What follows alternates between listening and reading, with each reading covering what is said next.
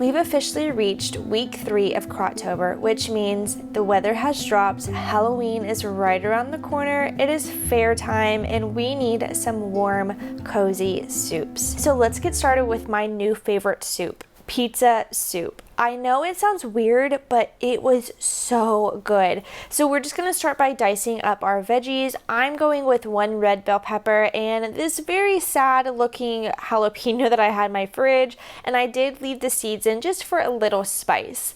While we're dicing this up, I do have 1 pound of hot Italian sausage cooking up on the stove, and then we're gonna dice up about 2 to 3 ounces of pepperonis. To the bottom of our crock pot, we are gonna add in that Italian sausage that I have drained, followed by our pepperonis and our veggies. This soup is so versatile. You can literally add all of your favorite pizza toppings. You want to add black olives? Do it. Bacon? Okay. Whatever you want, add it to this soup.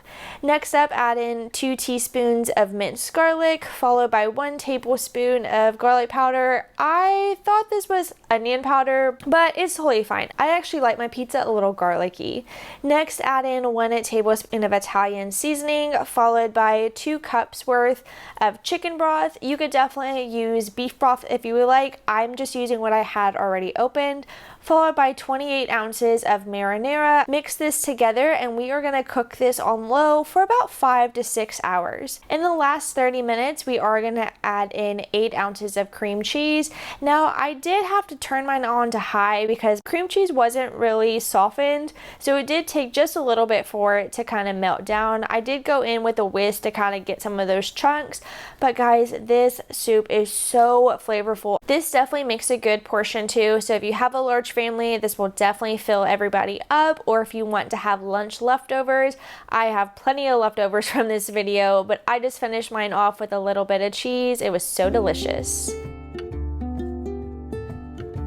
Now for one of my favorite soups all year long, potato soup.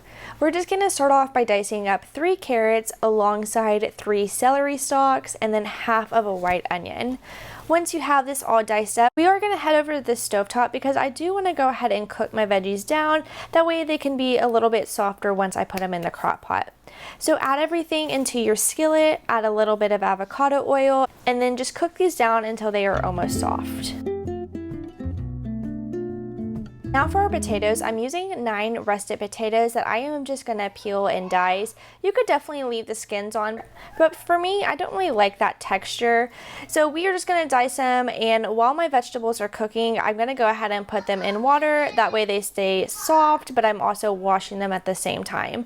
This is definitely a soup that you could prep everything the night before, put your potatoes in the fridge in the water, and then just have it ready to go first thing in the morning. To the bottom of our crock pot, we are going to be adding in 2 cups of chicken broth, followed by your veggie mixture, and then 1 tablespoon of minced garlic.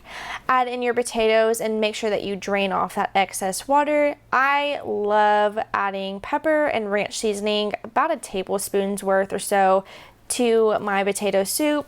Just add your lid and we are going to cook this on low for 6 hours.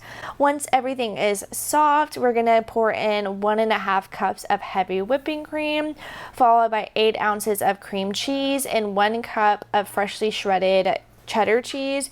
Stir this together until your cheese is incorporated and then get to mashing. You could definitely use a blender for this, but I feel like a potato masher works just fine. This soup is so creamy and it has so much flavor. I just added some crispy bacon on top of mine and I enjoyed this for a couple of days. Now we are making salsa soup. This recipe is jam-packed with flavor.